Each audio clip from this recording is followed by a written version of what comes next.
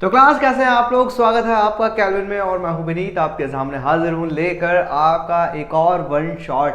जी हाँ, outcomes of democracy आपकी political science का सबसे आखिरी चैप्टर है आउटकम्स ऑफ डेमोक्रेसी। अगर आपने अभी तक सारे के सारे चैप्टर के वन शॉट नहीं देखे तो भाई साहब आई के बटन पे क्लिक कीजिए, आपको पूरी पूरी प्लेलिस्ट मिल जाएगी। सारे चैप्टर्स आ चुके हैं तो भाई अगर नहीं देखे तो जाके देखो, ठीक है। और सेम ऐसे ही साइंस के भी है, मैथ्स के भी है, इंपॉर्टेंट क्वेश्चन भी है, माइंड मैप्स भी है, सब कुछ अपलोड हो चुका है। तो भाई जाइए और देखिए ना, किसका इंतजार कर रहे हो। तो चलिए क्लास इसी बात पे स्टार्ट करते हैं हम अपना चैप्टर आउटकम्स ऑफ डेमोक्रेसी। चलिए पहले बात कर लेते हैं हम क्लास डेमोक्रेसी की। व्हाट इज डेमोक्रेसी, ठीक है। आप सभी जानते हो जो डेमोक्रेसी है, ठीक है, डेमोक्रेशिया से वर्ड से मिला है। डेमोक्रेसी का अर्थ होता है रूल ऑफ पीपल, इसको हम कहते हैं rule of people. Rule of people यानी लोगों का राज, लोगों का राज। क्या लोगों का राज एक तरीके से अच्छा है या बुरा है, यही इसका आउटकम है। जैसे हम कोई गेम खेलते हैं और उसका एंड रिजल्ट देखते हैं, वैसे ही डेमोक्रेसी एक वे ऑफ रूल है। क्या है ये? Way of rule. एक वे ऑफ रूल है। वे रूल किस तरीके से किया जाएगा, ठीक है, एक रूल का वे है, ठीक है, रूलिंग वे है, किस तरीके से रूल किया जाएगा। जब हम डेमोक्रेसी स्टैब्लिश करते हैं किसी भी कंट्री के अंदर, तो हम बहुत सारी उम्मीदें लगाते हैं, कयास लगाते हैं, ठीक है। हमारे पास बहुत सारी चीज़ होती है कि यार दिस शुड बी फॉलो, ये फॉलो होना चाहिए, ये होना चाहिए, इसके अंदर हमें से ये चीज़ें मिलनी चाहिए। यानी हम उससे उम्मीदें लगाते हैं, उसके एंड रिजल्ट की बात कर रहे होते हैं। यही सेम है आउटकम्स। यही सेम क्या है? आउटकम है। हमने डेमोक्रेसी स्टैब्लिश करी, हमने कहा कि हमारे यहाँ पे जो रूल होगा वो वाया डेमोक्रेसी होगा। वो कैसे होगा? वाया डेमोक्रेसी होगा। तो आपसे पूछेगा डेमोक्रेसी ही क्यों? Y democracy? आप डिक्टेटरशिप ले सकते थे, आप मोनार्कियल सिस्टम ले सकते थे, आप और सारे ऑटोक्रेटिक वे ले सकते थे, लेकिन आपने डेमोक्रेसी को क्यों चुना? आप फिर बताएंगे कि हमने डेमोक्रेसी को क्यों चुना। जो रीजंस आप देंगे डेमोक्रेसी को चुनने का, इस वे को ऑप्ट करने का, ठीक है, वही है मेन क्या? आउटकम्स। हम रिजल्ट देख के चीज़ों को रिकमेंड करते हैं, ये चीज़ों को अपनाते हैं। जैसे इसका बहुत बड़ी एग्जांपल है, आप किसी भी शॉप पे जाते हैं, मिठाई की शॉप पे, तो सबसे पहले कहता है भैया थोड़ा सा टेस्ट करा दो। वो टेस्ट कराता है, कहता आह मज़ा आ गया, कर दो 1 किलो पैक। सेम डेमोक्रेसी को जब स्टैब्लिश किया गया तो उससे बहुत सारे आउटकम्स मिलने लगे हमें पता था कि हमारे साथ बहुत सारी चीज़ों को पूरा कर पाएगी। क्या डेमोक्रेसी हर जगह फुलफिल हो सकती है? आपके सारे पॉइंट्स को फुलफिल कर सकती है? नहीं। डेमोक्रेसी वे तो है, लेकिन ये सारी चीज़ों को पूरा नहीं कर सकती। आपकी सोसाइटी के अंदर बहुत सारी चीज़ें हैं जिसको डेमोक्रेसी फुलफिल नहीं कर सकती। ये कौन कौन सी चीज़ें सर? जबकि डेमोक्रेसी तो बेस्ट माना जाता है, डेमोक्रेसी को तो बेस्ट वे माना जाता है in accordings to other things just like monarchial dictatorship. ऐसा तो है, लेकिन क्या हर पॉइंट पे डेमोक्रेसी बेस्ट है? ऐसा नहीं है, ठीक है। कुछ जगहों पर मोनार्कियल सिस्टम बेस्ट होता है, कुछ जगहों पर डिक्टेटरशिप बेस्ट होती है। यानी सबकी अपनी अपनी कमियां हैं, अपनी अपनी फायदे हैं, एडवांटेजेस भी हैं, डिसएडवांटेजेस भी हैं।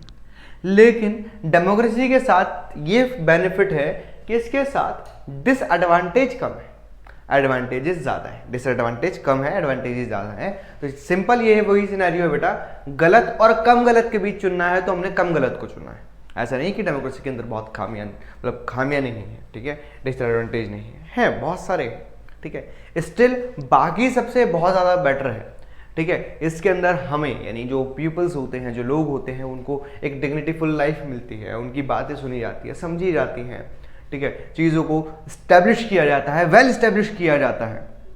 तो इस तरीके से हम ये मानते हैं कि डेमोक्रेसी बेस्ट है, ठीक है। अगर मान के देखते हैं, अगर मुझे सरकार से कोई शिकायत है तो मैं जाके कहूँगा कि भैया आपसे एक शिकायत है, मैं रोड पे बैठ जाऊँगा, धरना दे दूंगा। जैसे आप जानते हैं दिल्ली के अंदर जंतर मंतर है, वहाँ पे चल जाओ, हर कोई दूसरा व्यक्ति वहाँ पे धरना ही बैठा होता, धरना प्रदर्शन चल रहा होता वहाँ पर। लेकिन राजतंत्र में ऐसा नहीं हो सकता। जैसे एक चैप्टर है, आई थिंक 9th क्लास में है, the kingdom of fools. The kingdom of fools में जो राजा होता है वो ये कहता है कि आज से दिन रात है और रात दिन है, जो नहीं मानेगा वो जान से जाएगा। तो क्या राजा की इस बात पर कोई ये कह सकता है कि नहीं भैया राजा जी ऐसे कैसा राजा, ऐसे कैसे, हम तो नहीं मानने, ऐसे कैसे, तुम कह के दिखाओ। राजा हाथी के पैर के नीचे डलवा देगा, अनारकली की तरह चलवा देगा दीवार के अंदर, ठीक है, ताथैया कर रहे होगे तुम अंदर। ध्यान रखना ये पॉसिबल नहीं। डेमोक्रेसी के अंदर आपकी बातें सुनी जाती हैं, डेमोक्रेसी के अंदर आपके पॉइंट ऑफ व्यू मायने रखते हैं, ठीक है। आपके पास पावर होती है अपने लीडर को चुनने की, लीडर आपसे ही आते हैं, ठीक है। जैसे आप जानते हैं अब्राहम लिंकन ने कहा था for the people, to the people, by the people, ठीक है। इस तरीके से चीज़ें चलती हैं। चलिए, तो आई होप कि डेमोक्रेसी का बेसिक अलाइनमेंट समझ में आ गया होगा कि एडवांटेजेस डिसएडवांटेजेस के बीच में हमने बात करनी है। हम बेसिकली पहले एडवांटेजेस पे भी चलेंगे और डिसएडवांटेजेस पे भी चलेंगे। चलिए देखते हैं अब डेमोक्रेसी को हम मापेंगे कैसे, मेजर कैसे किया जाता है, इसके ये अल्टरनेटिव्स क्यों हैं, क्यों इसको अल्टरनेटिव माना जाता है, ठीक है। हम डेमोक्रेसी को ही क्यों आगे लेकर चले, हमारे पास तो बहुत सारी चीज़ें हैं जो मैंने अभी बात करी, मोनार्कियल डिक्टेटरशिप, हम डेमोक्रेसी को ही क्यों आगे बढ़ाएं, ये है पॉइंट। चलिए, डेमोक्रेसी प्रमोट्स करती है इक्वालिटी अमंग द सिटीजन। आप जानते हैं डेमोक्रेटिक वैल्यूज के अंदर, ठीक है, इक्वल वोट्स होते हैं। क्या होते हैं? इक्वल वोट्स होते हैं, इक्वल वोट्स होते हैं। अगर हम बात करते हैं इक्वल वोट्स की, अगर हम तसल्ली से बात करें तो इक्वल वोट्स के अंदर ये समझ लीजिए बच्चा आप लोग कि भाई मैं वोट दे के आऊंगा, मेरे वोट की वैल्यू सेम है। अगर प्राइम मिनिस्टर या प्रेसिडेंट वोट दे के आएंगे, उनकी वैल्यू भी सेम रहेगी, अलग नहीं है, इक्वालिटी रहेगी हमारे बीच, ठीक है। लॉ, ठीक है, इक्वालिटी बिफोर लॉ, ठीक है, कानून के समक्ष समानता, ठीक है, कानून के समक्ष समानता, समानता है, ठीक है। चाहे आप किसी भी जाति के हो, लिंग के हो, ठीक है, रंग के हो, इससे कोई फर्क नहीं पड़ता। आप वोट देने आएंगे, आपकी भी वैल्यू सेम है, मेरी भी वैल्यू सेम है, आप भी वोट दे सकते हैं, मैं भी वोट दे सकता हूँ, बशर्ते आप भी इस देश के नागरिक होने चाहिए, मैं भी इस देश का नागरिक होना चाहिए, ठीक है। मेरी उम्र भी 18 होनी चाहिए, आपकी उम्र भी 18 होनी चाहिए। जैसे यूनिवर्सल एडल्ट फ्रेंचाइजी कहती है इंडिया के अंदर, अगर आप 18 प्लस है, 18 है या 18 प्लस है, तो आप वोट दे सकते हैं, यू कैन वोट, ठीक है। आप 18 प्लस हैं या 18 या 18 प्लस हैं, ठीक है, तो आप चाहे किसी भी कास्ट से हो, रिलीजन से हो, कलर से हो, ठीक है, किसी भी कहीं से भी हो, इससे कोई फर्क नहीं पड़ता। बस आप भारत के एक नागरिक होने चाहिए, आप बेसिक रिक्वायरमेंट्स फुलफिल करें, तो आप वोट दे सकते हैं, आप वोट दे सकते हैं, आपकी वोट की वैल्यू सेम रहेगी। यह है इक्वालिटी, यह है इक्वालिटी। जैसे इसका एक और एग्जांपल देता हूं मैं, जैसे गवर्नमेंट जॉब्स। गवर्नमेंट जॉब, अगर मान लीजिए कोई भी गवर्नमेंट जॉब आती है, ठीक है, आपने देखा होगा गवर्नमेंट जॉब के लिए ना बेसिक रिक्वायरमेंट्स होती है कि 10th पास होना चाहिए, 12th पास होना चाहिए, ग्रेजुएट होना चाहिए, पोस्ट ग्रेजुएट होना चाहिए, ठीक है। अगर कोई पोस्ट ग्रेजुएट है, अगर कोई पोस्ट ग्रेजुएट, कोई भी, मैं कह रहा हूँ कोई भी, ठीक है, जॉब आई मान लेते हैं, ठीक है, जो एक जॉब आई है जिसके अंदर पोस्ट ग्रेजुएशन कंपलसरी है, तो जिस व्यक्ति ने पोस्ट ग्रेजुएशन किया होगा वो उस पोस्ट के लिए एलिजिबल है। आप कहेंगे हाँ सर बात तो सही है, लेकिन बेटा उसके लिए आपको एक पेपर क्वालिफाई करना पड़ेगा। आपको क्या करना है, आप पीजीटी हैं, ठीक है, आप मान लीजिए आप पोस्ट ग्रेजुएट हैं, ठीक है, आप पोस्ट ग्रेजुएट हैं, आपने पीजी कर रखी है, ठीक है, आपने फॉर्म भर दिया कि भैया मेरे को जॉब चाहिए। अब आपको जॉब चाहिए तो भैया सीधी बात है, आपने फॉर्म भर दिया, आप पेपर दीजिए, ले जाइए। आप कहें हाँ सर बात तो अच्छी है, बेटा आप उसी लेवल पे हैं जिस लेवल पे सर हैं। जो पोस्ट ग्रेजुएशन लेवल पे होगा वो सारे फॉर्म भरेंगे और सबको एक पेपर देना है, फिर आप जॉब ले सकते हैं। तो ये सिनेरियो, ये भी तो इक्वालिटी है एक तरीके की, ठीक है। चलिए, enhance the dignity of the individual, एक इंडिविजुअल की डिग्निटी बढ़ती है। क्यों भैया, मेरी बात सुनी जा रही है, मेरे बारे में ध्यान रखा जा रहा है, जो मैं कह रहा हूँ वो सरकार सुन रही है। हर एक व्यक्ति के पास उसके राइट्स भी होते हैं, उसके राइट्स होते हैं। आपने पढ़ा है फंडामेंटल राइट्स के बारे में, ठीक है, फंडामेंटल राइट्स होते हैं हमारे, तो हमारी जो डिग्निटी है वो बढ़ती है, हमारी बात सुनी जाती है। मेरे पास राइट है कि मैं आराम से जीवन जी सकता हूँ, एक डिग्निटीफुल लाइफ जी सकता हूँ, ठीक है, क्योंकि मेरे पास ये फंडामेंटल राइट के तौर पे है चीज़ जो डेमोक्रेसी में मिलती है। अगर आप राजतंत्र में मोनार्कियल सिस्टम में जाएंगे और आप कहेंगे कि भैया मेरे पास अधिकार है बोलने का, राजा का जरा बेटा सुनने जरा, या बच्चे सिगरेट कटवाओ कटवाओ कटवाओ, बहुत अच्छा बोल रहा था, नहीं है ना वहाँ पर आए। डिग्निटी है अजी, कद्दू है डिग्निटी, कुछ नहीं, कुछ नहीं डिग्निटी मोनार्कियल सिस्टम में कह रहा हूँ। डेमोक्रेसी के अंदर है, डेमोक्रेसी के अंदर डिग्निटी होती है। आप देख सकते हैं कि बहुत लोग सरकार के खिलाफ बोलते हैं, कुछ लोग सरकार के पक्ष में बोलते हैं, कुछ को कुछ नेता पसंद होते हैं, कुछ को नहीं होते, सब अपने हिसाब से बातें कर रहे होते हैं, ठीक है। आप आराम से जीवन जी रहे हैं, तो भैया अगर आप रोड पे सीधे चल रहे हैं, मतलब ऐसा तो पॉसिबल नहीं होता कि आप रोड पे सीधे चल रहे हो तो कोई आपको ठोके ना, ठीक है, बट आप हमेशा ये उम्मीद करते हैं कि मैंने किसी को कुछ नहीं कहा तो कोई मुझे भी नहीं कहेगा। क्लियर? चलिए नेक्स्ट है, improve the quality of decision making. Decision making की क्वालिटी बढ़ती है, क्यों? जानते हैं, देखिए भाई मैं आपको बताता हूँ, हमारे पास जो डिसीजन है, जो मेन लॉ मेकिंग पॉलिसी है, जो लॉ मेकिंग बॉडी है, वो है पार्लियामेंट। पार्लियामेंट में हमारे पास लोकसभा है प्लस राज्यसभा है, ठीक है, प्लस प्रेसिडेंट को भी हम काउंट करते हैं इसके अंदर। प्रेसिडेंट के बिना कोई भी लॉ नहीं बनता, ठीक है। देखिए लोकसभा के अंदर अराउंड 450, ठीक है, 450 के अराउंड लोग होते हैं, ठीक है, 450 के अंदर लोग होते हैं, ठीक है, और राज्यसभा में 250 के अराउंड लोग होते हैं। क्लियर? सॉरी 450 के अराउंड 540 के अराउंड होते हैं, 540 के लोकसभा के अंदर 540 के अराउंड लोग होते हैं, 540 के करीबन होते हैं, और उसमें 250 के अराउंड होते हैं, ठीक है, उल्टा बोल गया था, 440 बोल गया था, 450 540 के अराउंड होते हैं, ठीक है, 545 होते हैं बेसिकली वैसे तो, ठीक है, उसके अंदर से चुने जाते हैं, राष्ट्रपति के द्वारा मनोनीत किए जाते हैं। अब एक चीज़ समझना, 5 6 7, ठीक है, 700 लोग हैं, एक फैसला लिया जा रहा है, एक फैसला लिया जा रहा है कि भाई हमारे देश के अंदर एनआरसी लागू होनी चाहिए, नहीं होनी चाहिए। ये टिपिकल टॉपिक है तो ध्यान से समझना, दिल पे लेने वाली बात नहीं है, बस कहने के मकसद से मैं आ रहा हूँ। तो 700 लोग उस पर बहस करेंगे, उसमें कमियाँ निकालेंगे, उसके फ़ायदे गिनाएंगे, तो क्वालिटी तो इम्प्रूव होगी ना। कैसे? एक ही चीज़ पे लगातार डिबेट चल रही है, उस पर क्वेश्चनिंग हो रही है, तो आपको सारे क्वेश्चन का आंसर देने पड़ेंगे, आपको सारी डिबेट सक्सेस करनी पड़ेगी, तब जाके फैसला लिया जाएगा। विदाउट मेजोरिटी, बिना किसी मेजोरिटी के, यहाँ पर अगर मेजोरिटी नहीं होगी तो आप कोई भी बिल यानी कोई भी लॉ नहीं कर सकते, कोई भी डिसीजन नहीं ले सकते, आप डिसीजन नहीं ले सकते मेजोरिटी के बिना। आपकी बात तो आपकी भी सही है, लेकिन राजा होता है, जैसे मैंने आपको बताया था, राजा ने कह दिया रात दिन है दिन रात है, तुम्हें मानना पड़ेगा, है तुम्हें मानना पड़ेगा।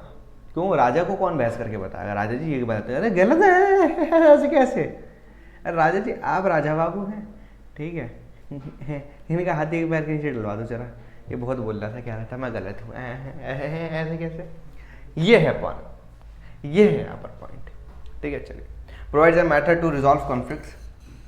डेमोक्रेसी मेथड देती है ताकि कन्फ्लिक्ट्स को दूर किया जा सके। कन्फ्लिक्ट्स हर सोसाइटी में होते हैं, चाहे वो डेमोक्रेटिकल सोसाइटी हो, मोनार्किकल सोसाइटी हो, कोई सी भी सोसाइटी हो, सबके अंदर कन्फ्लिक्ट्स होते हैं। बस जो मोनार्किकल कन्फ्लिक्ट्स होते हैं, जो राजा जी जहाँ पर होते हैं, मोनार्क्स होते हैं या डिक्टेटर रिजाइम होती है, वहाँ पर वो कन्फ्लिक्ट आ नहीं पाते बाहर। क्यों? वो वैसे पिट रहे होते हैं राजा से, वैसे मार खाए भी होते हैं, ठीक है, गम सताए हुए हैं, तो वो वैसे नहीं बोल पाते बेचारे। लेकिन डेमोक्रेसी के अंदर सब एक अच्छे लेवल पे होते, तो भैया उनके अंदर कन्फ्लिक्ट ज़्यादा होते हैं।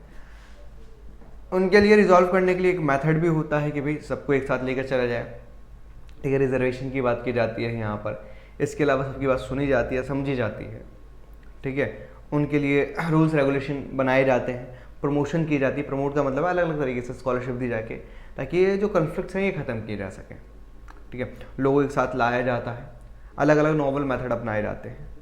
लेकिन मोनार्किकल या डिक्टेटर रिजाइम में ऐसा कुछ भी नहीं होता। वो कहते हैं कन्फ्लिक्ट कैसे लड़ रहे, दोनों को गोली मार दो, दोनों को गोली मार दो, ये वाला हिसाब किताब होता है।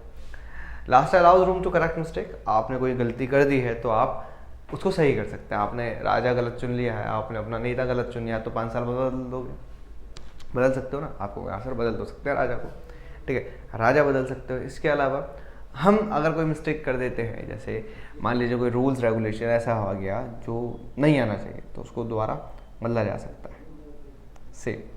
तो ये है असेसमेंट हमारे किसके डेमोक्रेसी के, किस तरीके से हम असेस करते हैं हमारे आउटकम्स को। क्लियर? डेमोक्रेसी। चलिए अब चलते हैं आगे। ये हैं हमारे कौन कौन से आउटकम्स हैं। हमारे बेसिकली 3 आउटकम्स होते हैं, पॉलिटिकल, इकोनॉमिक और सोशल। पॉलिटिकल के अंदर हम मानते हैं कि हमें एक रिस्पॉन्सिव गवर्नमेंट मिलेगी, एक अकाउंटेबल गवर्नमेंट मिलेगी, एक लेजिटिमेट गवर्नमेंट मिलेगी। क्लियर? इकोनॉमिक के अंदर हम मानते हैं कि इकोनॉमिक ग्रोथ और डेवलपमेंट की बात ये करेंगे, ठीक है। इकोनॉमिक ग्रोथ अच्छी होगी, हमारी आर्थिक जो विकास है वो ज़्यादा होगा, ठीक है। इनइक्वालिटी और पॉवर्टी खत्म होगी, जो आप असमानता है, जो गरीबी है, निर्धनता है, उसको हम खत्म करेंगे, ये हम मानते हैं। सोशल के अंदर है कि जो सामाजिक जो डाइवर्सिटी है हमारी, जो सोशल डाइवर्सिटी है, ठीक है, उसको एक साथ लेकर चला जाएगा, उसको एकोमोडेट किया जाएगा, सबको बराबर समझा जाएगा।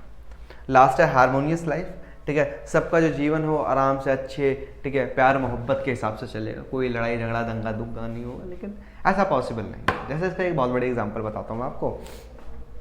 आपके पेरेंट्स के आई थिंक शादियों को लगभग 15 से 20 साल के करीबन हो गए होंगे, स्टिल आपके पेरेंट्स लड़ते होंगे, स्टिल आपके पेरेंट्स में कभी कभार नोकझोंक हो जाए। लड़ाई का मतलब ये नहीं कि कोनी लाख ऐसे वाली लड़ाई नहीं कह रहा भाई, मैं कह रहा हूँ ऐसे आए हैं तुम तो ऐसे कहते रहते हो, मेरा रुमाल कहाँ है, तो ये वाली लड़ाई कर रहा हूँ, ये नहीं कि हाथापाई चल गई, वो वाली लड़ाई नहीं कह रहा भाई मैं, ठीक है। स्टिल दो व्यक्ति 20 साल से साथ रह रहे हैं, स्टिल वो कन्फ्लिक्ट कर रहे हैं, देयर इज अ कन्फ्लिक्ट, ठीक है, इन देयर आइडियोलॉजीज। तो आपको क्या लगता है 125 करोड़ 150 करोड़ लोग एक साथ रह रहे हैं तो उनके बीच में कन्फ्लिक्ट नहीं होगा? होगा। तो आप कन्फ्लिक्ट को कभी भी ख़त्म नहीं कर सकते, यू कांट इरेडिकेट इट, आप इरेडिकेट नहीं कर सकते। हाँ, आप उसको कम कर सकते हो, उसको लो कर सकते हो, उसके जो आप कह सकते हैं कि उसका जो पॉइंट है जो एकदम एक्सट्रीम जाता है उसको आप नीचे ले आ सकते हैं, लेकिन ख़त्म नहीं कर सकते कभी भी, ठीक है, कभी भी ये ख़त्म नहीं हो सकता। इट इज़ नॉट पॉसिबल, ये पॉसिबल ही नहीं है, इसकी पॉसिबिलिटी है ही नहीं कि आप कॉन्फ्लिक्ट पूरी तरीके से ख़त्म कर दें। क्लियर? चलिए अब एक एक करके इन सभी पॉइंट्स को समझते हैं। चलिए अगर हम बात करते हैं पॉलिटिकल आउटकम्स की, तो हमारे पास आती है अकाउंटेबल, रिस्पॉन्सिबल और लेजिटिमेट गवर्नमेंट। लेजिटिमेट का मतलब होता है वैध सरकार, ठीक है, रिस्पॉन्सिव गवर्नमेंट होती है, अकाउंटेबल होती है। अकाउंटेबल मतलब जवाब दे। अगर आप सरकार से पूछेंगे भैया ये बताओ कि लागू क्यों किया गया, हमारा जो आपने पैसा लिया था टैक्स में वो कहाँ है, सरकार को जवाब देना पड़ेगा। सरकार हर चीज़ का जवाब देती है आपकी।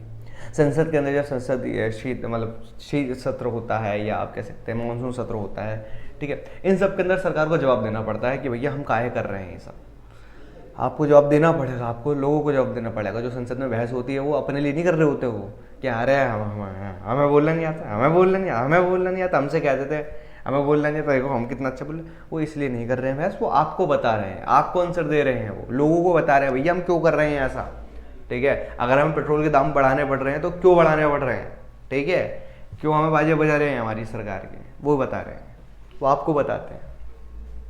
इन democracy accountable responsive government is one of the that is answerable to citizen. एक अकाउंटेबल और रिस्पॉन्सिव गवर्नमेंट वही है जो आंसरेबल हो अपने सिटीजन्स को, लोगों को जवाबदेही होनी चाहिए, लोगों के प्रति जवाबदेही होनी चाहिए। आप सरकार बना लिए, आपने सरकार बना ली है, आप बताइए ना, बताइए कि क्राइम रेट क्यों बढ़ रहा है, बताइए पेट्रोल के दाम क्यों बढ़ रहे हैं, बताइए ना कि जो हॉस्पिटल्स है उसके अंदर इतनी डेथ्स क्यों हो रही हैं, बताना पड़ेगा।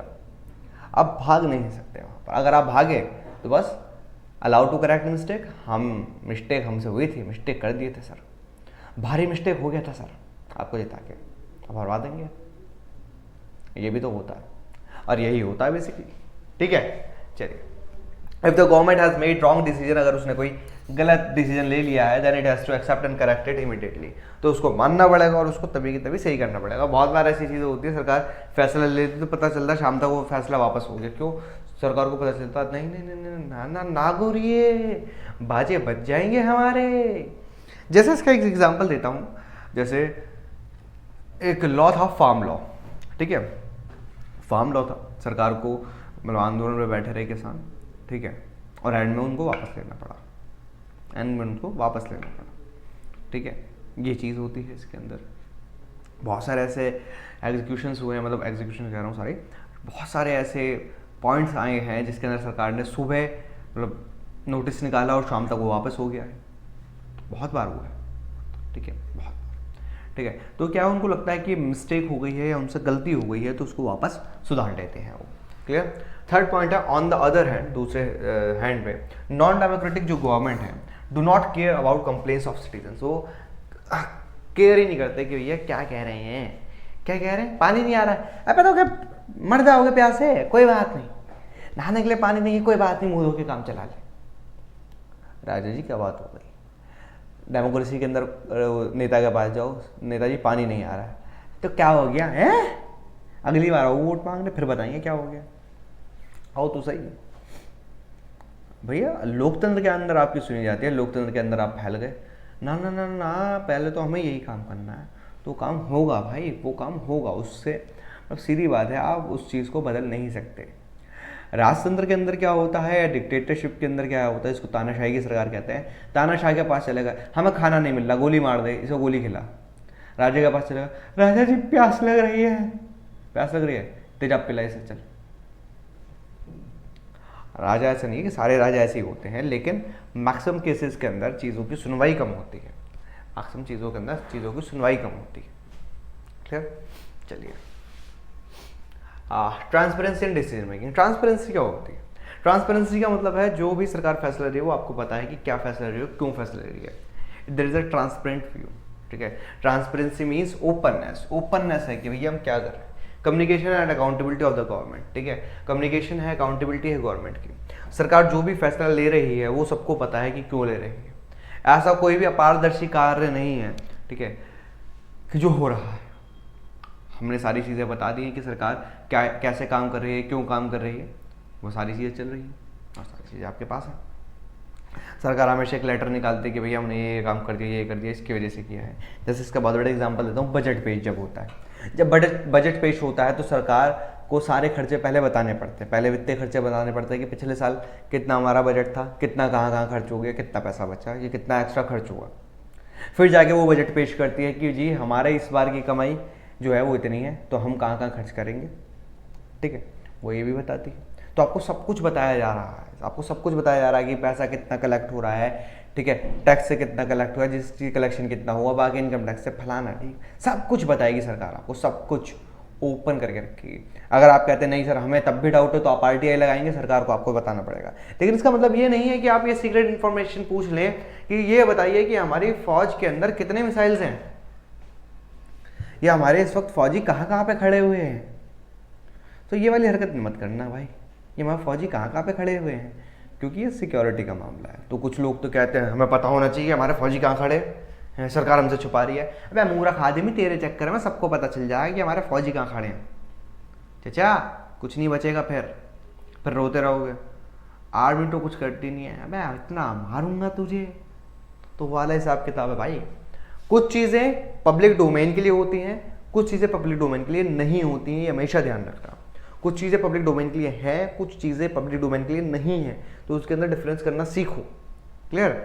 ओपननेस का मतलब है सरकार आपको बताएगी, लेकिन इसका मतलब ये नहीं कि आप इंटरनल इन्फॉर्मेशन निकलवाओगे उससे कि नहीं हमें ये भी बताओ, हमें बताना पड़ेगा कि फौजी कहाँ गए थे आपके, मिसाइल कैसे यूँ डाला था, कैसे डाला था मिसाइल, हमें बताना पड़ेगा। पागल है क्या बे, अजीब चल रहा है इस देश के अंदर। तो वो वाले हिसाब किताब। सेकंड है democratic government should develop mechanism. ठीक है, मैकेनिज्म स्टैब्लिश करना चाहिए for citizen to hold the government accountable and mechanism for citizen to take part in decision making whenever they think it is possible. सरकार को एक ऐसा mechanism develop करना चाहिए जिस वजह से जो लोग हैं वो पार्टिसिपेट कर पाए डिसीजन मेकिंग। ये पॉसिबल कैसे है, इसका बड़ी एग्जांपल बताता हूँ। NCERT के अंदर कुछ बदलाव होने थे। NCERT बुक्स में गवर्नमेंट ने 3 से 4 दिन के लिए एक सर्वर खोला। ठीक है, आज थिंक राज्यसभा ने खोला था सर्वर, कि भाई आप अपने सुझाव दीजिए। ठीक है, गिव्स अस योर रिकमेंडेशंस कि आप क्या क्या चाहते हैं, क्या क्या बुक्स के अंदर तब्दीली होनी चाहिए, क्या क्या कमी है, हम उसको सुधारेंगे। डिसीजन किसका है? एजुकेशन मिनिस्ट्री का है, NCERT का। ठीक है, लेकिन बता कौन रहा है? लोग बता रहे हैं। बहुत बार गवर्नमेंट खुद कहती है कि आप बताएं कि किस जगह का नाम क्या होना चाहिए। ठीक है, हमें कहाँ पर कुछ चीज़ें और चीज़ें एडवांस करनी चाहिए, लोगों से पूछा जाता है, बाकायदा पूछा जा रहा है ये भैया आप बताओ, क्योंकि आप अकाउंटेबल हो, क्योंकि आप ही के लिए काम हो रहा है। तो लोग भी बढ़ चढ़ कह रहे हैं हम बताएंगे, हमने नाम दिया था, हमने दिया है जी नाम, हमने दिया है नाम सरकार को, हमने बताया कि क्या नाम होगा। देखिए अब सरकार पूछते हम बता देते हैं, मतलब you know I am very rich. ठीक है, बस सबसे पूछा जा रहा है।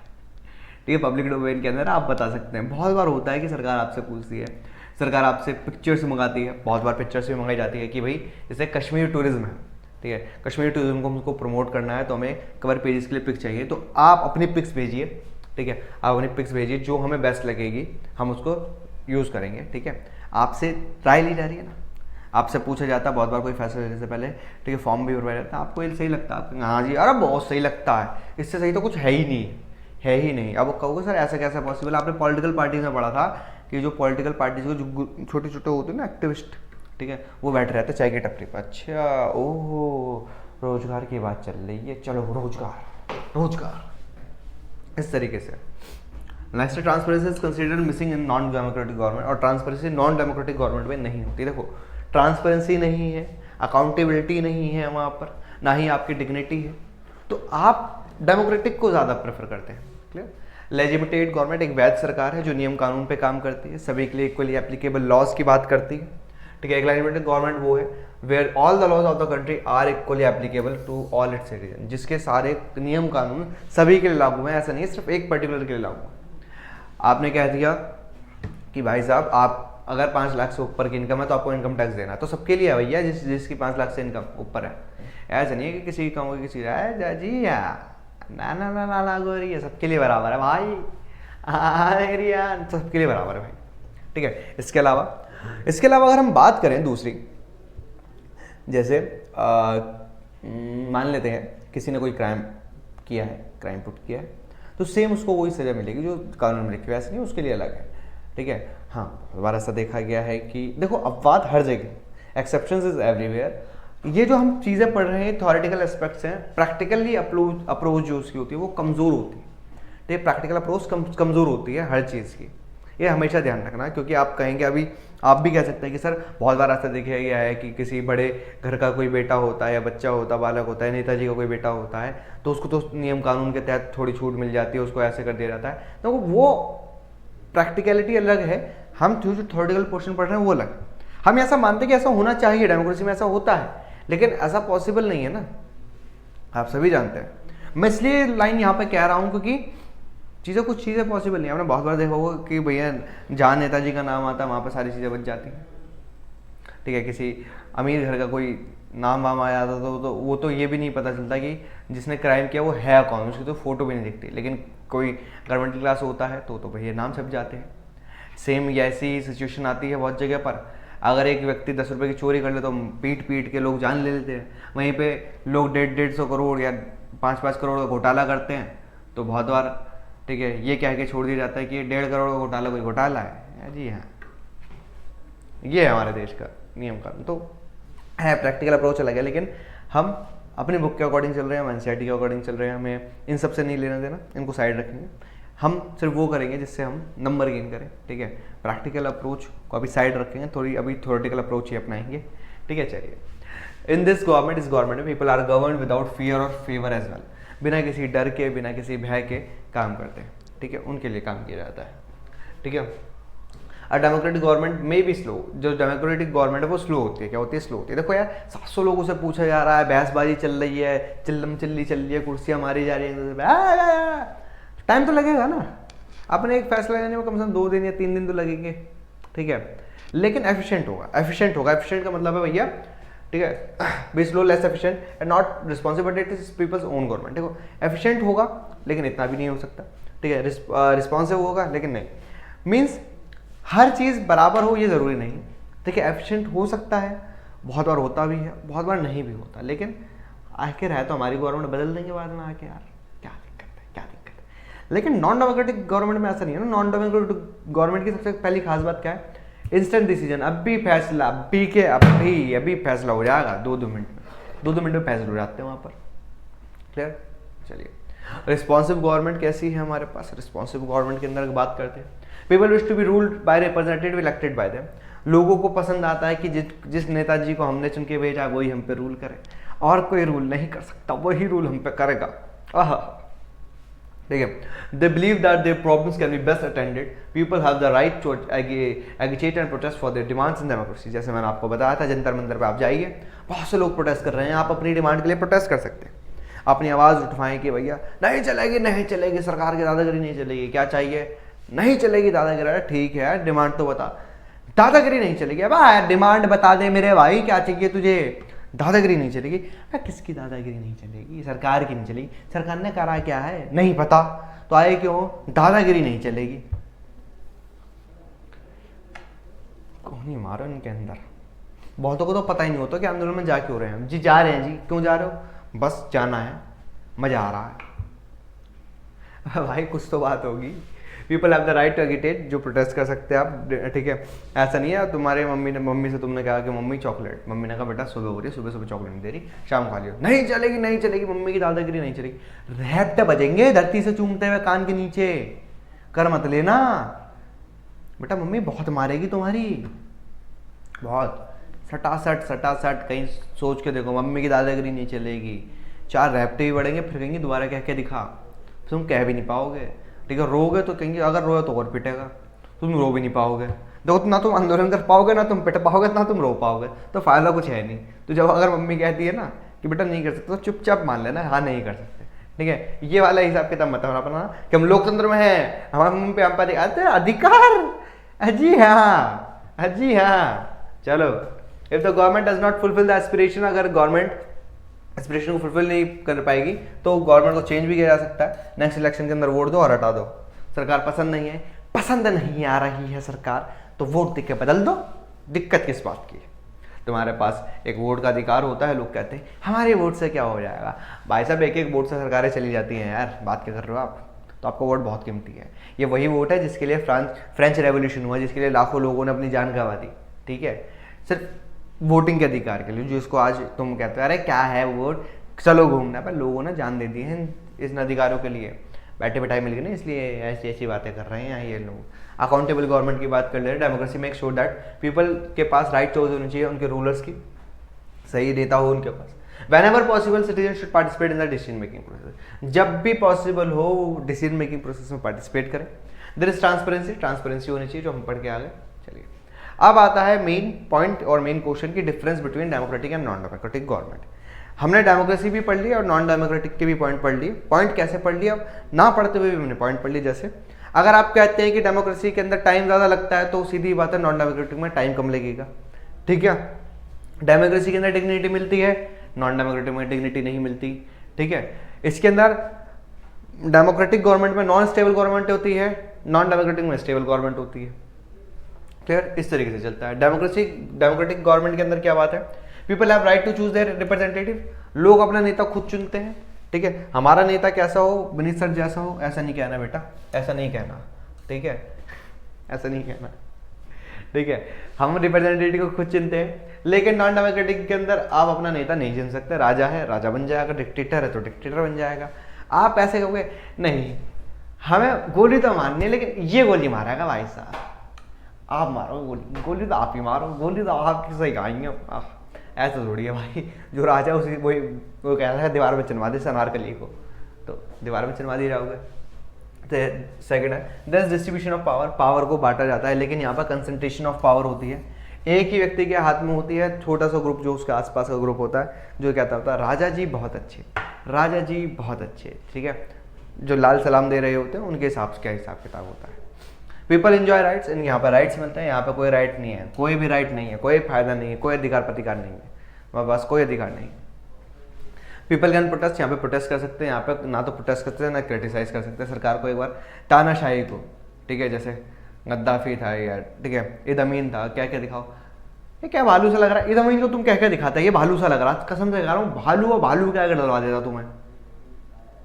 और एक मूवी आई थी, मैं भूल गया हूँ कौन सी, उसके अंदर शाकाल था। शाकाल के पास जो मगरमच्छ थे, जो शार्क थे, वो हमेशा भूखे, वो डायलॉग भी वहीं का है, अजीब जानवर है, कितना भी खाए भूखा ही रहता है। वो उठा के उस टैंक में डलवा देता तो खाते रहे। क्या क्या दिखाओ, वो गलत है, नहीं कह सकते ना। बस तानाशाही नहीं चलेगी। Elected representative have the power to take final decision. यहाँ पे जो जिनको हमने जिता के भेजा वो फाइनल डिसीजन लेते हैं। सिर्फ जो हेड होता है, पावर जिसके पास होती है, वो डिसीजन लेता है। ठीक है, इसके अंदर लेकिन इसकी क्या डेमोक्रेसी की कमियां नहीं है, कमियां भी है, कमियां भी सुन लो भाई, साथ साथ तुमको हाँ तो सुनो भाई। ये टाइम टेकिंग प्रोसेस है, ये टाइम टेकिंग लेता है, टाइम टेकिंग डिसीजन लेता है, टाइम टेकिंग प्रोसेस है इसके अंदर। ठीक है, इंस्टेंट डिसीजन होते हैं। क्या होते हैं?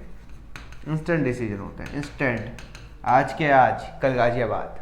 ठीक है, इंस्टेंट डिसीजन होता है। पर टाइम लगता है भाई, इसमें टाइम लगता है, इसमें टाइम नहीं लगता। इसके अंदर अनस्टेबल गवर्नमेंट होती है। इसके अंदर क्या होती है? अनस्टेबल गवर्नमेंट होती है, कभी भी हट सकती है।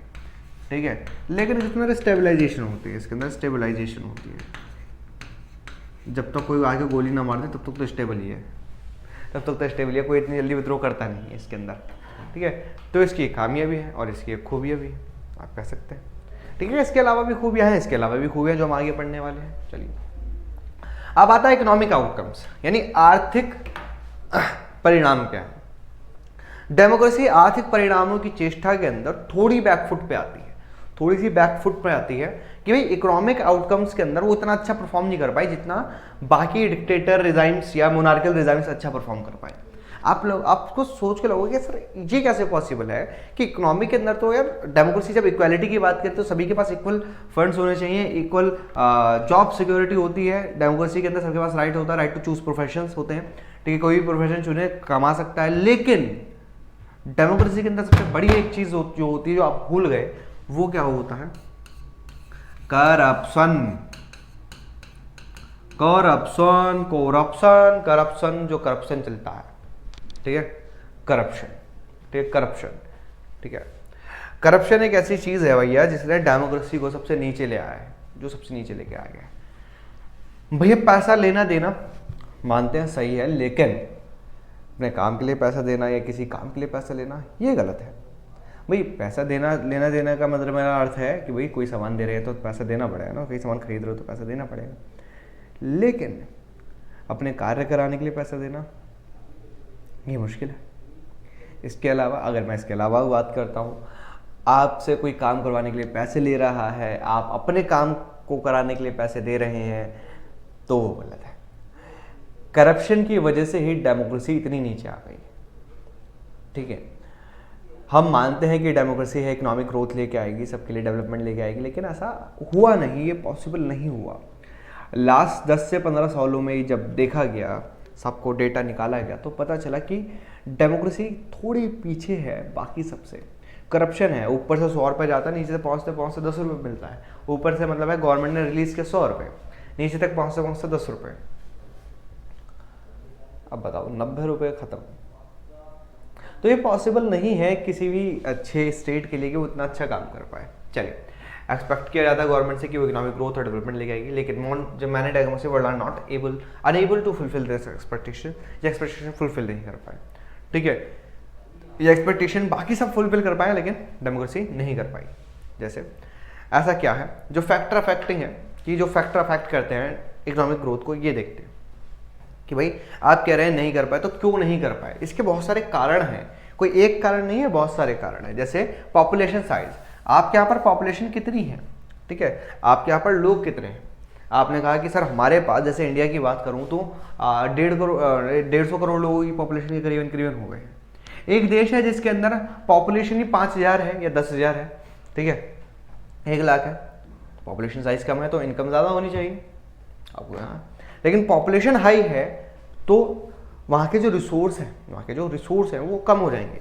देखिए, अगर हम बात करते हैं रिसोर्सेज की, तो आपके देश में कोई भी रिसोर्स है तो resources according to the people चलेंगे, कि अगर लोग कम है तो रिसोर्स फुलफिल होंगे, अगर लोग ज़्यादा है, पॉपुलेशन साइज इंक्रीज हो रहा है तो रिसोर्सेज कम हो जाएंगे। सेम इसका एग्जांपल देता हूँ, आपकी मदर है, ठीक है, आपकी मदर ने रोटियाँ बनाई, आप 4 लोगों का परिवार है, 16 रोटियाँ बनाई और मम्मी आप सब बैठ के खाना खाना।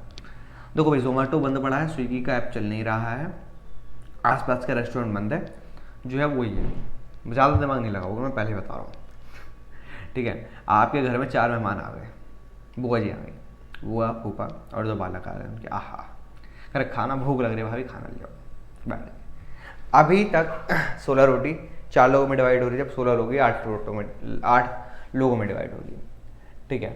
आपको इतने में तुम्हारी मौसी भी आ गई, वो भी 4 लोग, तो 12 4, ठीक है, 8 4 12, अब 16 रोटी 12 लोगों में डिवाइड होगी।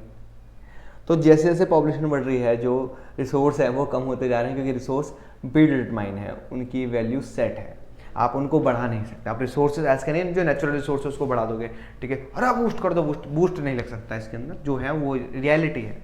क्लियर? चलिए, तो इस वजह से पॉपुलेशन साइज सबसे इंपॉर्टेंट है और सबसे बड़ी बात भी है। डिक्टेटोरियल डिज़ाइन में ये है कि भाई पॉपुलेशन कम रही हो और उसने अच्छा परफॉर्म किया हो, डेमोक्रेसी के अंदर पॉपुलेशन ज़्यादा रही हो, रिसोर्सेज कम रहे हो। नेक्स्ट है ग्लोबल सिचुएशन। भाई वैश्विक स्थिति क्या चल रही है, मान के देखिए युद्ध है, ठीक है, वॉर चल रही है, we are expecting a war, ठीक है, हम देख रहे हैं कि भाई वॉर चल रही है, तो भाई वॉर है तो इकोनॉमिक डेवलपमेंट कैसे होगा? नहीं हो सकता। क्यों? वॉर चल रही है, सारी चीज़ महंगी हो जाएगी, सारी चीज़ महंगी हो जाएगी। अब किसी भी वॉर का एग्जाम्पल ले लेते हैं, फर्स्ट वर्ल्ड वॉर ले लेते हैं, सेकंड वर्ल्ड वॉर ले लेते हैं, हमेशा चीज़ें महंगी हुई हैं, चीज़ें हमेशा महंगी हुई हैं, रियलिटी है ये, ठीक है। जैसे रशिया यूक्रेन की वॉर है, ठीक है, रशिया यूक्रेन की वॉर के हिसाब से अगर हम बात करते हैं तो रशिया यूक्रेन की वॉर के अंदर पेट्रोल महंगा हो गया, पेट्रोल महंगा हो गया, रशिया के अंदर और यूक्रेन के अंदर चीज़ें महंगी होती चली गई, क्यों? वॉर के अंदर कूदे पड़े हैं ना, इस वजह से। क्या सिर्फ उसी का असर पड़ा है? नहीं, पूरे दुनिया पर असर पड़ रहा है। जैसे कोरोना, जब कोरोना आया, आया कोरोना, जब कोरोना आया बेटा, पूरे इंटरनेशनल मार्केट पे असर पड़ा, पूरी इंटरनेशनल मार्केट बंद हो गई, मार्केट्स बंद हो गए इंटरनेशनल मार्केट्स। तो भाई सामान महंगा होगा, महंगाई बढ़ेगी, इकोनॉमिक ग्रोथ डाउन पे आ जाएगा, क्यों? कोई खरीदेगा ही नहीं सामान आपसे। क्यों खरीदे भैया? हमारा, अरे हमारे खुद के लिए खाना नहीं है और आपसे क्या सामान खरीदेंगे? आपने देखा होगा मार्केट जाते हैं बहुत बार, भाई खरीद लीजिए, अरे नहीं है यार, जहर खाने का पैसा नहीं है, तुझे कहाँ से पैसा दे दूँ, वो वाली सिचुएशन है। कॉर्पोरेशन फॉर अदर कंट्रीज, भैया आपके रिश्ते कितने अच्छे हैं दूसरे देशों से, आपने कहा कि हमारे पास, ठीक है, फॉस्फेट नहीं है, दे दो, उन्होंने दे दिया। आपने कहा खाना नहीं है, खाना दे दिया। से इंडिया ने अफगानिस्तान की मदद किया, इंडिया ने यूक्रेन की मदद की, इंडिया ने श्रीलंका की मदद करी। हमने सबके साथ कॉर्पोरेट किया कि भैया कोई बात नहीं, आपके पास डीजल नहीं है, ले डीजल ले ले भाई, खाना नहीं है, हम खाना देंगे मानवता के आधार पे, ठीक है। हम कहते हैं वसुदेव कुटुंबकम, हम कहते हैं पूरा विश्व ही हमारा घर है, हमें सबकी मदद करनी चाहिए, सारे हमारे भाई बहन हैं, ठीक है। ये है कॉर्पोरेशन, कि कॉर्पोरेट कितना कर रही है। पता चल रहा है तुम्हारे दो देश हैं आसपास अगल बगल में, एक देश बेचारा मर रहा, दूसरा देश मरन देना, ठीक है। देखिए जैसे पड़ोसी कॉर्पोरेशन की बात करता हूँ, हमने ऑन ह्यूमैनिटी के ग्राउंड पे हमने वैक्सीन सप्लाई करी पाकिस्तान के अंदर, ऑन ह्यूमैनिटेरियन ग्राउंड पे कॉर्पोरेशन दिया कि हाँ भाई चलो कोई बात नहीं, लेकिन लोगों का क्या दोष है, वो वहाँ पाकिस्तान में पैदा हुए, तो उन लोगों का क्या दोष है, ठीक है। उनके अंदर जो सोच है उनकी वो बात अलग है, लेकिन उनका तो कोई दोष नहीं है ना, ठीक है। जो एक बच्चा है जो मान लीजिए 5 महीने का है, 6 महीने का है, उसका क्या दोष है? कोई बात नहीं, दे देते हैं, ठीक है। मानवता, हमने तो मानवता हर जगह दिखाई है। तो कॉर्पोरेशन कैसा है दूसरे देशों से? इकोनॉमिक प्रायोरिटीज़, आपने इकोनॉमिक प्रायोरिटीज़ कैसे, जैसे हमने पाकिस्तान को दवाई या नहीं दी, हमने जब 47 के बाद जब पाकिस्तान बन के तैयार हुआ था नई नवेली दुल्हन की तरह, तो बेटा हमने उसको पैसे भी दिए थे, उसने पैसे से तिरपाल थोड़ी डाली थी अपने सर पे, हथियार खरीदे थे और भेज दिए थे कश्मीर के अंदर अपने फौजी। तो इकोनॉमिक प्रायोरिटीज़ क्या है आपकी? आप क्या युद्ध पे पैसा खर्च कर रहे हैं, या आप ये सोचते हैं कि अपने यहाँ पे मेडिकल इक्विपमेंट्स बनाएंगे, हम फूड के लिए डिपेंडेंट, मतलब सेल्फ डिपेंडेंट हो जाएंगे? इस पर भी डिपेंड करता है कि आपकी इकोनॉमिक प्रायोरिटीज़ क्या है। आप इकोनॉमिक प्रायोरिटीज़ कह रहे हो हम बम खरीदेंगे, हम ये खरीदेंगे, हम वो खरीदेंगे, भैया अपने लोगों को खाना खिला लो ना, अपने लोग बढ़ाओ आगे, तो चीज़ें भी चले, नहीं कुछ क्या कर सकते हैं। चलिए इकोनॉमिक ग्रोथ एंड डेवलपमेंट की बात करते हैं। 1950 से 2000 के अंदर जो डिक्टेटरशिप थी वो स्लाइटली हायर रेट थी इकोनॉमिक ग्रोथ की। अगर हम देखते हैं सभी के अंदर, तो ऑल डिक्टेटर रिजाइन जो थी, ठीक है, डेमोक्रेटिक रिजाइन सॉरी, वो 3.95 थी, डिक्टेटर रिजाइन 4.42 है, ठीक है। पुअर कंट्रीज डिक्टेटरशिप के अंदर 4.34 है, पुअर कंट्रीज अंडर डेमोक्रेसी 4.28 है। यानी दोनों के अंदर कौन? डिक्टेटरशिप, यानी डिक्टेटरशिप जीत गई, क्योंकि ये सारी जो चीजें थी, ये सारे फैक्टर थे, वो एक साथ काम कर रहे थे उनके साथ, ठीक है। बट डेवलपमेंट डिपेंड्स ऑन बहुत सारे फैक्टर्स है जो हमने बात करी थी, ठीक है। डेमोक्रेसी एक गारंटी नहीं इकोनॉमिक डेवलपमेंट की, but it is better to prefer democracy at is other positive outcomes. अब आप कहेंगे कि सर तो इकोनॉमिक प्रायोरिटी नहीं दे पा रहा तो हम डिक्टेटरशिप ले आते हैं, लेकिन बेटा सिर्फ डिक्टेटरशिप के बिहाफ पे आप ये नहीं कह सकते कि भैया हमें यही चीज़ चाहिए, हमें यही चीज़ चाहिए, ठीक है। सिर्फ इकोनॉमी के फ्रंट पे ही तो थोड़ी सी पिछड़ी है, थोड़ी सी स्लाइटली तो पीछे है, लेकिन बाकी सब में तो बहुत आगे है अदर्स से। क्लियर? चलिए शेयर ऑफ अल्ट्रा रिच, ये कहती है रिडक्शन, कि भैया रिडक्शन भी नहीं हुआ। क्यों? डेमोक्रेटिक रिजाइम के अंदर कुछ अमीर बहुत अमीर हो गए, कुछ जो गरीब है वो बिल्कुल ही गरीब हो गए। जैसे आपने एक मूवी देखी है Shivaji the boss, Shivaji the boss के अंदर श्री रजनीकांत जी का एक डायलॉग है, ठीक है, कि वो कहते हैं कि richer are getting richer and poor are getting poorer, कि अमीर और अमीर होता जा रहा है, गरीब और गरीब होता जा रहा है। ये रीजन क्या है? जो अमीर है वो जानता है कि पैसा कैसे कमाना, वो सारी फैक्ट्रीज ओन करता है। गरीब को नहीं पता, गरीब के लिए कि गरीब खाना ही मिल जाए, ये आए, तो वही बहुत बड़ी बात है उसके लिए। जैसे यहाँ पर दे रखा है, एक अल्ट्रा रिच की जो टोटल इनकम है कंट्री की वो इंक्रीज हो रही है, ठीक है। जो बॉटम है वो बेसिक नीड भी नहीं मिल पा रही है। एक्चुअल लाइफ के अंदर जो डेमोक्रेसी है वो इकोनॉमिक यूनिटी खत्म नहीं कर पाई। मैंने आपको बताया ना, करप्शन जो सब, corruption is the key of this, corruption ही सबकी चाबी है भाई, ठीक है। समझ में आ रही है बात? दो जो पुअर है मेकअप एक लार्ज प्रोपोर्शन बनाते हैं, ठीक है, वोट्स का। गरीब बहुत ज़्यादा होते हैं, किसी भी देश में गरीब बहुत ज़्यादा है, उनका प्रोपोर्शन ज़्यादा है, वोटिंग के लिए वोट्स भी ज़्यादा है, लेकिन स्टिल कोई भी सरकार उन पर ध्यान नहीं देती है। वह क्या गरीबी तो है, क्या यार, इनको 2 वक्त की रोटी दे देंगे, ठीक है, 1 महीना पहले इनको खाना दे देंगे, खुश हो जाएंगे और ये हमें वोट दे देंगे, बात खत्म। ये है रियलिटी, ये सोचते हैं नेता। नेता हर कोई कहता चौथी मंजिल पे रहता, तो वो यही सोचते हैं। Are not keen to address the question of poverty we expect. तो इसलिए वो हम जो एक्सपेक्ट करते हैं वो छेड़ ये वाला हिसाब किताब चलता है गरीबों के साथ। जैसे साउथ अफ्रीका के अंदर देखिए टॉप 20% के पास 64.8% इनकम है, ठीक है, वहीं पे जो बॉटम 20% है उसके पास सिर्फ 2.9% इनकम है। टोटल इनकम का सिर्फ और सिर्फ 2.9%। अगर मैं बात करता हूँ कि 1,000, मतलब मैं कह रहा हूँ 1,000 रुपये हैं, तो 1,000 में से जो 20 लोग हैं शुरू के, ठीक है, उनके पास तो 64.8 रुपीज़ है, और जो बॉटम के जो 20 लोग हैं उनके पास 2 रुपये 90 पैसे हैं। तो वो सर ये चल क्या रहा है, ये हिसाब किताब क्या चल रहा है, ये हिसाब किताब चल रहा है जो ये बता रहे हैं। क्लियर। ब्राज़ील के अंदर 63 है, 2.6, ये नहीं, देखो डिफरेंस कितना ज़्यादा है, डिफरेंस कितना ज़्यादा है। यहाँ पे आके हंगरी के अंदर जाके डिफरेंस थोड़ा बहुत कम होता है, ठीक है, हंगरी के अंदर थोड़ा बहुत डिफरेंस कम होता है। लेकिन अगर हम देखेंगे किसके अंदर, साउथ अफ्रीका के अंदर, तो सबसे ज़्यादा जो डिफरेंस है वो साउथ अफ्रीका के अंदर है। क्वेश्चन में ये पूछा जाएगा कि जो नेशनल इनकम का जो बॉटम 20% और टॉप 20% के बीच का जो डिफरेंस है वो सबसे ज़्यादा कहाँ है, तो साउथ अफ्रीका के अंदर, ठीक है। और इकोनॉमिक डेवलपमेंट के अंदर सबसे बेटर कौन परफॉर्म कर रहा है, डिक्टेटोरियलिज्म। क्लियर। चलिए अब आते हैं सोशल आउटकम्स। ये सोशल आउटकम्स एक ऐसे आउटकम्स हैं जिसकी वजह से सारी चीज़ें बदल जाती हैं, क्योंकि सामाजिक अवर्जन, हम एक सामाजिक प्राणी हैं, हम सामाजिक जानवर हैं, ठीक है, वी आर सोशल एनिमल्स। और समाज के अंदर जैसी हमें सहूलियत मिलेगी वैसे ही हम काम करेंगे। चलिए, जो सोशल आउटकम्स है डेमोक्रेसी के, should be accommodating social diversity and providing dignity and freedom to the citizens. भैया समाज के अंदर अगर डेमोक्रेसी लाए हैं तो इसका एक ही अर्थ है कि समाज के अंदर सभी लोगों को एक साथ लेकर चलना होगा, ठीक है, एक साथ उनको डिग्निटी देनी पड़ेगी, प्रमोट करना पड़ेगा, ठीक है, उनको आप कह सकते हैं एक साथ सोसाइटी के अंदर रूल्स रेगुलेशन इस्टेब्लिश करके उनको एक ऐसी सोसाइटी यानी एक ऐसे समाज का गठन करके देना पड़ेगा जिसके अंदर वो अपने आप को डेवलप कर पाए बेसिकली, ठीक है, development of inner self develop कर पाए, उनके पास ऐसा ये है चीज़, ये चीज़ दी हमें डेमोक्रेसी ने।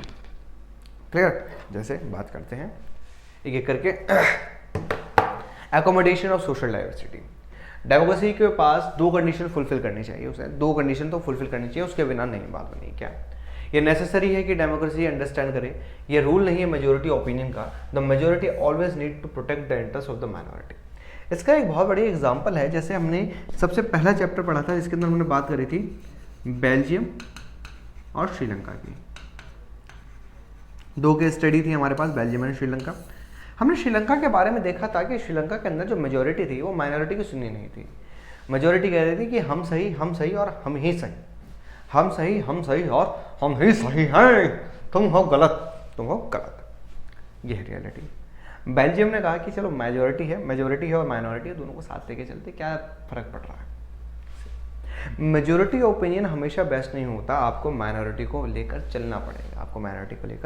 चलना पड़ेगा, आपकी जो भी गवर्नमेंट है वो मेजोरिटी और माइनॉरिटी को साथ लेकर नहीं चलेगी तो दिक्कतें बढ़ जाएंगी। सोशल एकोमोडेशन तभी होता है जब दोनों साथ हों। जैसे आपके घर के अंदर आप बड़े हैं छोटे हैं, आई डोंट नो, ठीक है, आप बड़े भी हो सकते हैं छोटे भी हो सकते हैं, तो आप बेसिकली हमेशा ये देखते होंगे अगर आप बड़े हैं कि छोटों को ज़्यादा प्यार मिल रहा है, ठीक है, अगर आप छोटे हैं तो आपको ये लगता होगा कि बड़ों को ज़्यादा प्यार मिल रहा है, दोनों को ऐसा लगता है, ठीक है। लेकिन अगर आप दोनों अपने हिसाब से देखेंगे दोनों को तो बराबर ही मिल रहा है।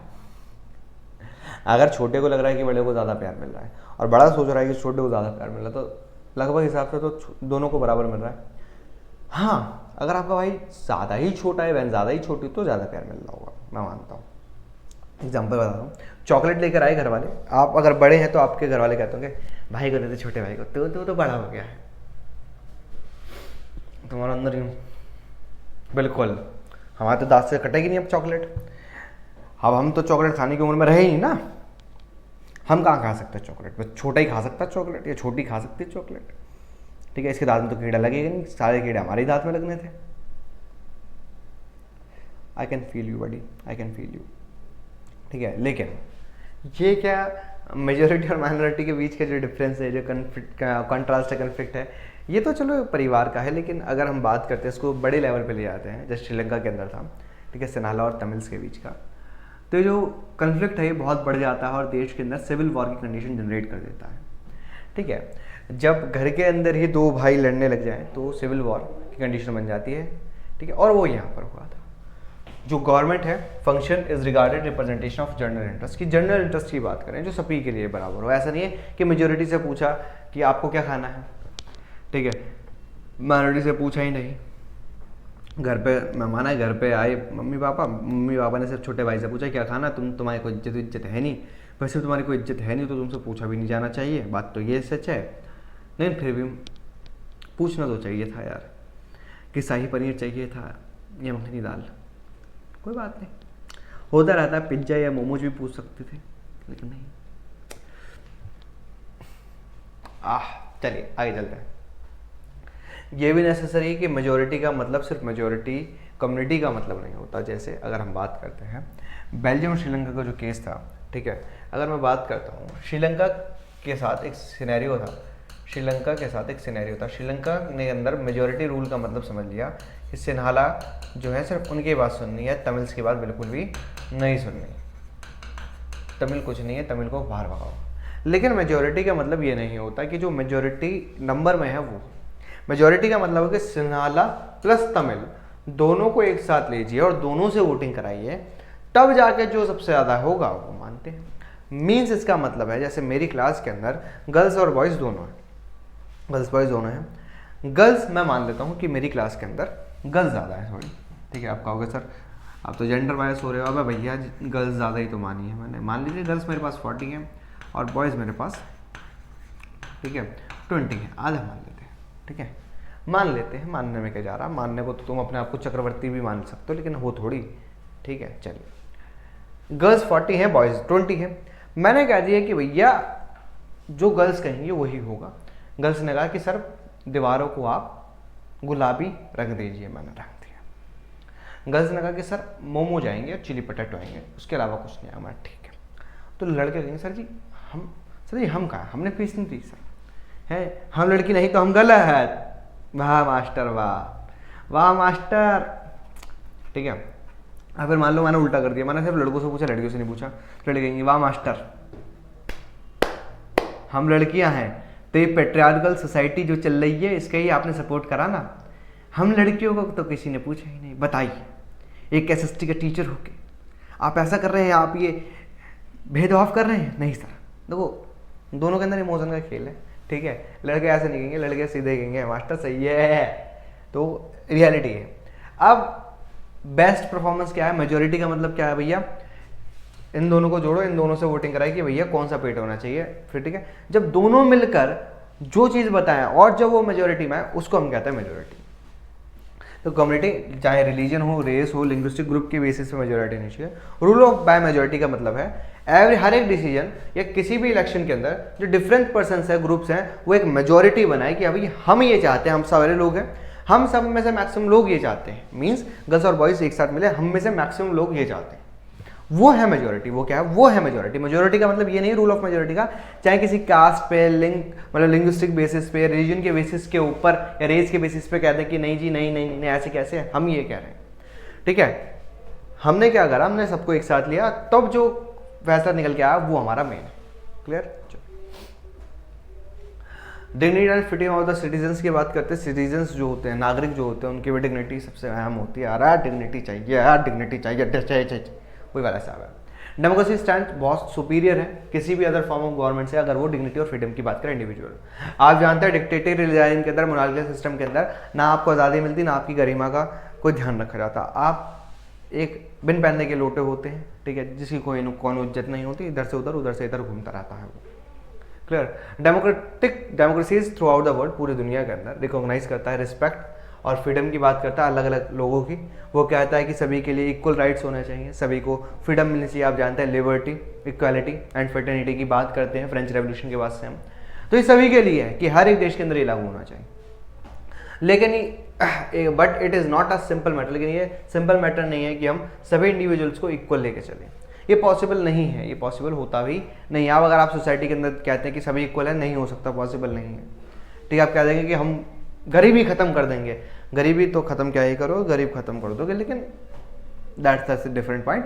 आप गरीबी भी खत्म नहीं कर सकते, इट इज़ अ साइकिल, ठीक है। सोसाइटी के अंदर आप कन्फ्लिक्ट बिल्कुल खत्म नहीं कर सकते, आपकी सोसाइटी में कन्फ्लिक्ट रहेंगे, आप उसको रिड्यूस कर सकते हो। क्लियर। चलिए वुमेन्स की बात करें तो वुमेन्स को हमें सबसे ज़्यादा जो लॉन्ग स्ट्रगल है वो वुमेन्स ने किया है, चाहे वोटिंग राइट्स की हो चाहे इक्वालिटी की बात की जाए, तो वुमेन्स ने हमेशा स्ट्रगल किया है। वुमेन्स ये कहती हैं कि एक बार सोसाइटी के अंदर रिकॉग्नाइज हो जाए, हमें कहते हैं कि हाँ महिलाओं को अधिकार मिलना चाहिए, बाकी हम लड़ लड़ा के अधिकार ले लेंगे। ये है कि एक बार एक पॉइंट आ जाए, उसी की बात करती है महिलाएं। So strong struggle have created some sensitivity today that respect and equal treatment of women are necessary for democratic societies। कि लोकतांत्रिक समाज के लिए महिलाओं को सम्मान देना, उनके साथ सेम यानी समान बर्ताव करना बहुत ज़्यादा जरूरी है, वरना आप जी नहीं सकते एक लोकतांत्रिक देश के अंदर। और यही चीज़ ये कह रही है। चलिए दैट डज नॉट, इसका मतलब ये नहीं कि women are actually treated with respect, कि महिलाओं को रिस्पेक्ट के साथ ट्रीट किया जा रहा है। बहुत जगह पे ऐसा देखा गया कि महिलाएं आज भी आंदोलन कर रही हैं, आज भी अपने अधिकारों के लिए लड़ रही हैं, आज भी वो कह रही हैं कि हमें ढंग से जीने दो, आज भी वो कह रही है हमें वोट देने का अधिकार दे दो। सोच के देखो आज 21वीं शताब्दी के अंदर 21st सेंचुरी के अंदर भी अगर महिलाओं को इस वजह से आंदोलन करने पड़ रहे हैं कि हमें वोटिंग राइट दे दो, हमें हमारी मर्जी से जीने दो, तो क्या आलम होगा। पूरे दुनिया इसके लिए लड़ती आ रही है, न जाने महिलाएं कब से स्ट्रगल कर रही हैं कि हमें इक्वल ट्रीटमेंट दे दिया जाए, इक्वल वोटिंग राइट्स दे दिए जाए, स्टिल वो चीज़ें कैरी नहीं कर पा रही। तो ये दिक्कत है। ये become easier women to wage struggle against what is now unacceptable legally and morally. जो आजकल अनएक्सेप्टेबल है उसके लिए आज कल महिलाएं ज़्यादा उठ पाई हैं, क्योंकि डेमोक्रेटिक रिजाइम के अंदर ठीक है महिलाएं अपनी बात उठा सकते हैं, प्रोटेस्ट कर सकती हैं, देखिए प्रोटेस्ट कर सकते हो, चीज़ें को बदल सकती है। क्लियर। अगर यही चीज़ें अगर नॉन डेमोक्रेटिक गवर्नमेंट में की जाए तो पॉसिबल नहीं। क्लियर। अगर हम बात करते हैं डिसएडवांटेजेस ग्रुप की, जैसे भारत के अंदर SC हैं, ST हैं, OBCs हैं, ये डिसएडवांटेजेस ग्रुप हैं जिसको इतनी चीज़ें अच्छी नहीं मिल पाई सोसाइटी के अंदर, वो हमेशा ही उनको दबा के रखा गया। तो गवर्नमेंट ने रिजर्वेशन देना स्टार्ट किया, उनको इक्वल अपॉर्चुनिटी की बात की, जैसे इंडिया के अंदर रिजर्वेशन की बात की जाती है, ठीक है, ताकि लोग जो हैं वो अच्छे से बढ़ पाए, जिनके साथ ठीक है ज्यादतियाँ हुई हैं वो आगे आ पाए, अपनी बात कह पाए, अपनी बात रख सकें। ठीक है। जैसे एक्सपेक्टेड आउटकम्स के अंदर क्या है कि भैया हमारे पास regular free and fair election होना चाहिए, पब्लिक डिबेट होनी चाहिए, RTI होनी चाहिए, और ये सारी चीज़ हमारे पास है। ये सारी चीज़ इंडिया के पास है। हमारे पास फ्री एंड फेयर इलेक्शन भी होते हैं, रेगुलर होते हैं, हर 5 साल बाद होते हैं, या फिर अगर कोई सरकार गिर जाती है तो उसके बाद होते हैं। हमारे पास RTI राइट टू इन्फॉर्मेशन, आप RTI लगाइए, आपको इन्फॉर्मेशन मिलेगी, जब मैंने सबसे पहले बात करी थी। Democratic government don't have a very good record for sharing information with citizen, लेकिन सरकार के पास कोई अच्छा रिकॉर्ड नहीं है कि वो इन्फॉर्मेशन शेयर करे सिटीजन के साथ। बहुत ज़्यादा अच्छा रिकॉर्ड नहीं है, क्योंकि मैंने आपको बताया कुछ पब्लिक डोमेन के लिए होता है, कुछ नहीं होता है, और जो पब्लिक डोमेन के लिए होता भी है उसके अंदर सारी इन्फॉर्मेशन सही हो, इसका भी कोई कुछ नहीं कह सकते बेटा। Not impressive on 2 counts ignore demands of people corruption. ठीक है, ना ही हम करप्शन की जब बात करते हैं तो सीधी बात है भैया, इग्नोर करते डिमांड्स को, और करप्शन। आपका 2 काउंट्स है कि हमने डिमांड पूरी करो, हमारी मांगे पूरी करो, तो मांग तो क्या ही पूरी होती है। ठीक है, मांग पूरी नहीं होती इतनी जल्दी। दूसरा, करप्शन बहुत ज़्यादा होता है डेमोक्रेसी के अंदर। ठीक है, क्या डेमोक्रेसी का एग्जामिनेशन ओवर हो चुका है या हो जाता है जल्दी? As democracy passes one test, एक टेस्ट पास करता है, दूसरा टेस्ट उसके सामने होता है। आप एक बार चीज़ों को बेटर कीजिए तो दूसरा आपके सामने खड़ा हो जाएगा। ठीक है, आप कहते हैं हमने डिग्निटी दे दी, तो कहेंगे महिलाएं कहेंगे हमें अधिकार नहीं दिया, महिलाएं को अधिकार दी तो डिसएडवांटेज ग्रुप आ जाएगा, डिसएडवांटेज ग्रुप आएगा, खत्म हो, मतलब उनको अधिकार दे दिए, फिर पुअर ग्रुप आएगा, पुअर ग्रुप के बाद फिर अमीर लोग आ जाएंगे, फिर उसके बाद फिर ये साइकिल चलती रहती है। एक डिसीजन खत्म होती है दूसरा आ जाएगा। ठीक है, as people get some benefit of democracy they ask for more, making democracy even more better. एक फायदा मिला तो दूसरा मिला तो तीसरा। अब इतना खर्चा हो गया है मालिक, तो थोड़ा और सही। तो वही वाला हिसाब है कि भाई इतनी सारी चीज़ें मिल गई हैं, तो सर हमें ज़रा अधिकार, वो बोलने का अधिकार भी दे देते सर। अच्छा, बोलने का अधिकार दे दिया सर, अरे सर घूमने का अधिकार भी दे दो सर। अच्छा सर घूमने का अधिकार दे दिया तो RTI वाला अधिकार दे दो सर, वो इसके अंदर इन्फॉर्मेशन निकाल देना। हाँ सर RTI भी मिलेगा सर। अरे सर RTI मिलेगा तो एक काम करो सर, आप जो फैसले लेते हो ना सर, कहाँ से लेते हो और क्यों लेते हो, कौन कौन बनाता है, ये भी हम बताओ सर। अच्छा सर फैसले बनाते, अच्छा ये भी मिल गया, ओहो, तो सर एक काम करो, हमसे पूछो क्या बनाना है, हम बताएंगे आपको कानून कैसे बनाना है।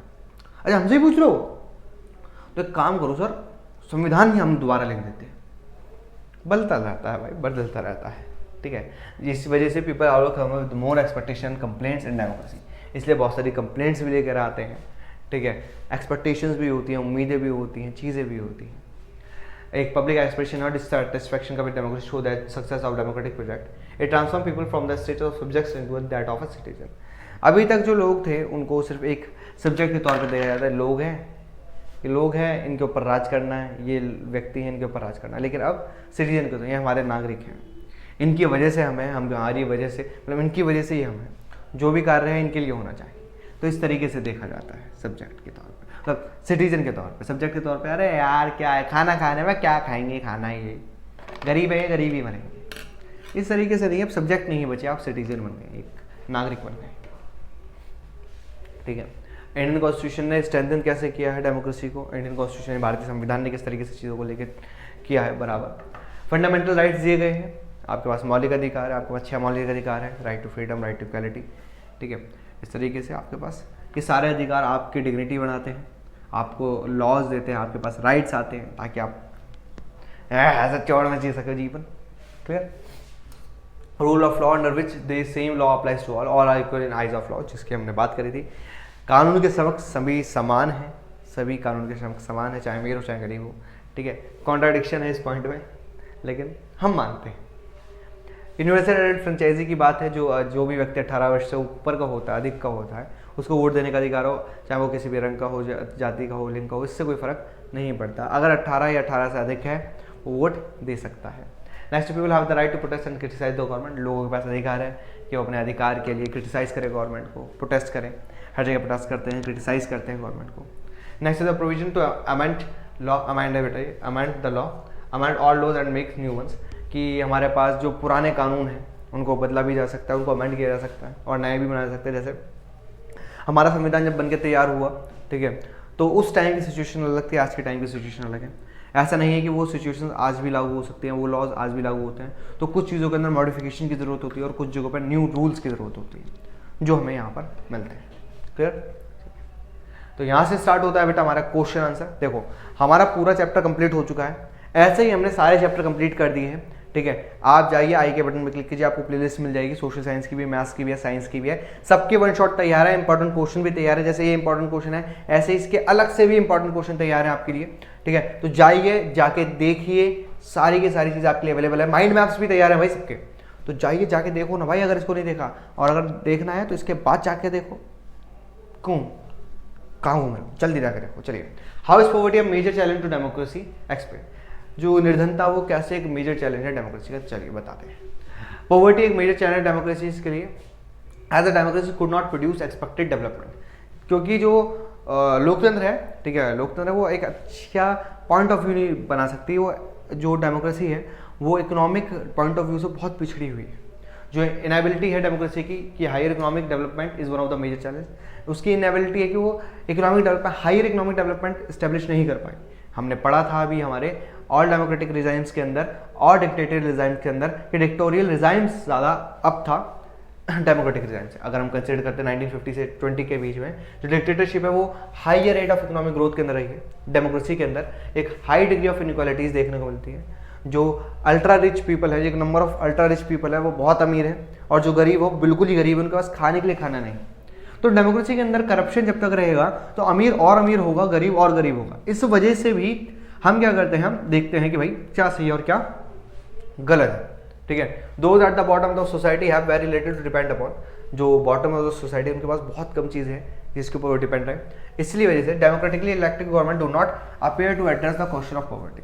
इससे जो डेमोक्रेटिक जो गवर्नमेंट होती है, लोकतंत्र जो सरकारें होती है, वो कभी भी ना पॉवर्टी के क्वेश्चन को एक्सपेक्ट नहीं करती कि भाई अच्छा गरीबी है, गरीब तो हाँ हम खत्म कर देंगे, अजी हाँ खत्म करेंगे, गरीब खत्म हो जाते हैं, गरीबी खत्म नहीं होती है किसी देश से, ये हर सरकारों का लेना है, क्लियर।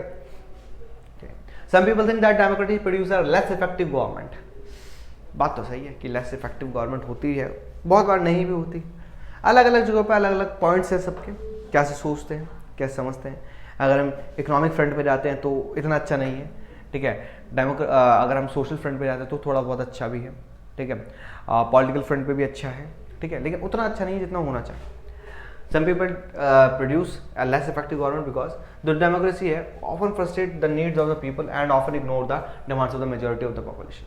अक्सर जो डेमोक्रेसी है, ठीक है, वो चीज़ों को बदल देती है, चीज़ों को मतलब एक तरीके से आप समझ सकते हैं कि भैया लोग ना फ्रस्ट्रेट हो जाते हैं कि भैया क्या जब देखो नौकरी नौकरी नौकरी, तो फ्रस्ट्रेशन आ जाती है, मेजॉरिटी ऑफ पॉपुलेशन की बात ही नहीं सुनी जाती है। दैट्स वाई कि प्रोटेस्ट होते हैं, सरकार के खिलाफ क्रिटिसाइज होता है, लोग सड़कों पर उतरते हैं, ठीक है, ये होता है। इस वजह से हम मानते हैं सेकंड जो डेमोक्रेसी है वो short of election that provide a fair chance to everyone and is subject to every decision to be public debate, ठीक है भैया। बहुत सारे जो डेमोक्रेसी है वहाँ पे इलेक्शन नहीं हो पाते ढंग से, डिबेट्स नहीं होती हैं, लोगों को पता ही नहीं चलता कि किस तरीके से चीज़ें चल रही हैं, उनका क्या बेनिफिट है क्या नुकसान है, ठीक है। थर्ड है डेमोक्रेटिक गवर्नमेंट के पास एक अच्छा रिकॉर्ड नहीं है अगर वो इन्फॉर्मेशन शेयर करने की बात आती है। डेमोक्रेसी के अंदर आपने बहुत जगह होगा कि कॉन्फिडेंशियल फाइल्स होती हैं जो लोगों के लिए अवेलेबल नहीं है, ठीक है। बहुत सारी ऐसी चीज़ें हैं जो गवर्नमेंट आपसे शेयर ही नहीं करती। जब डेटा की बात आती है, कोई भी डेटा फुल प्रूफ तरीके से शेयर नहीं किया जाता, हमेशा कुछ ना कुछ छुपाया जाता है लोगों से, ठीक है। जैसे युद्ध हो रहा है तो राजा कह देगा युद्ध है तो है, तुम मरोगे जियोगे तुम्हारे ऊपर बात है, वो सीधे कह देते हैं। लेकिन डेमोक्रेसी के अंदर नहीं ऐसा होता। डेमोक्रेसी के अंदर एकदम चाशनी के साथ लपेट के बातें परोसी जाती है ताकि आपको बहुत मीठी लगे। Democracy is unable to achieve higher economic development.